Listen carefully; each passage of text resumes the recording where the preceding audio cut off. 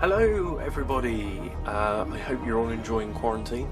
Today I'm back to bring you another Doctor Who B&M 2020 set review, and this time we're going to be taking a look at one of the new Dalek sets. Today we're going to be taking a look at the 7th Doctor and Axis Strike Squad Dalek, and here they are in their packaging. Now we're going to take a bit more of an in-depth look at the packaging for these Dr. Dalek sets, as I haven't actually taken a look at any of the Big Finish Dr. Dalek 2-packs. As you can see, we have the Doctor Who logo stacked at the top with the 7th Doctor's face down here at the side. The layout is quite reminiscent of the original layout for the Big Finish audios. We've got the limited edition sticker down here, the 7th Doctor and Axis Strike Squad Dalek action figure set. The story is from Gallifrey VI. Now, the 7th Doctor doesn't actually appear in Gallifrey VI, however, it is assumed that this would be what he would look like around the time of this story. 5+ Big Finish character options logos. On the side again we have the Doctor Who logo and a product shot of the figures. On the back we have the CD cover for Gallifrey VI, available to buy at bigfinish.com. And we have a bio over here on the story itself, and on the other side of the box we have a really lovely shot of the cover art for the CD, which looks very nice. And the insert inside the box is a really lovely shot of all these Dalek saucers being destroyed and whatnot, which looks very nice. So let's begin by taking a look at the 7th Doctor, and as you can see, this is basically just a standard hatted McCoy figure that's had a total repaint. As you can see, the tie has been done in a sort of light brown with a black patterning over the top. The jumper has been painted a solid red, as has the scarf and the handkerchief. The jacket is a dark brown. The fob chain on the jacket has been painted silver, which is very nice and very accurate to his fob chain from the show. The trousers have been painted with this turquoise grey and sort of dark brown, almost greyish brown patterning over the top, which looks very nice. And the shoes have just been done a solid brown.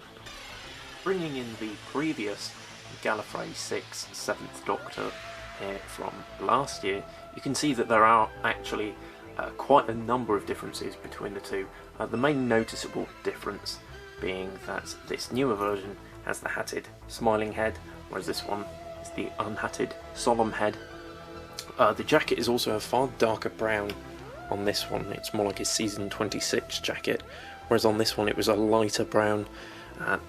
This costume more reminiscent of his TV movie costume, whereas this newer version I suppose could be seen as a sort of midway point between the season 26 costume and the TV movie costume. And these shoes are also different. You can see on the previous version they're painted solid black, whereas on the new version, as stated previously, they've been painted brown. Turning to articulation for this figure, it's the same standard 7th Doctor figure articulation. The head can turn from side to side, shoulders can do a 360, 360 at the biceps, bend at the elbow, and then 360 at the wrist. The waist can also do a 360, but it is quite hindered by the jacket. Legs can kick forwards and out to the sides, again hindered by the jacket. There's a 360 at the thigh, and a bend at the knee. Overall, this is a really nice variant of the 7th Doctor. I really like this repaint. As stated previously, it's kind of this TV movie 7th Doctor costume, but still with the hat and jacket from season 26. Next we're going to take a look at the Axis Strike Squad Dalek, and again there are a couple of differences between this one and the previous version. As you can see, overall it's a standard new series Dalek sculpt, which they first used with the Crucible Dalek and then onwards with these 2005 Daleks, so it's a really nice sculpt. It's a really great figure. The main differences being that the dome is black. This dome light on mine has a bit of a dark wash to it, which is quite odd. I'm not sure if they're both supposed to have that or what, but it seems to be only this one here that has it. Moving down, you can see the Dalek has been painted bronze and given it a really dirty wash, which looks really nice. It looks really good. The hemispheres have also been done black, and the midsection, the slats and the rim around the midsection here has been done silver. Look at the articulation for this figure. It's got all the standard Dalek articulation. You've got a 360 at the head. The eye stalk can look up and down. The gun and plunger are on a ball joint. Mine are a little stiff. And on the bottom you've got the central wheel here, which can turn, and then you have the axle wheels down here at the bottom, which are just on one axle, so they both turn the same way. Taking a look at the previous version of this figure, there's only really one difference that I can see, which is that the midsection here on the new one is silver, whereas on the previous one it was gold, like the standard Daleks.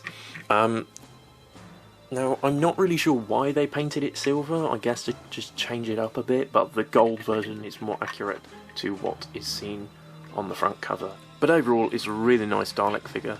It's got a really nice amount of detail to it, and it's a great sculpt as always. So overall, this is a really nice set. These are great versions of the 7th Doctor and the Axis Strike Squad Dalek. They're really great figures. If you already bought the previous version of this set, to be honest, you'll probably want to miss out on this one. There's not many differences between the two.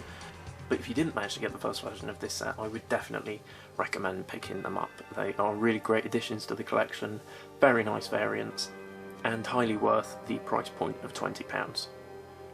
So, thank you for watching this review, and I shall see you again in my next video, which shall be the 8th Doctor and Dalek Interrogator Prime. Take care.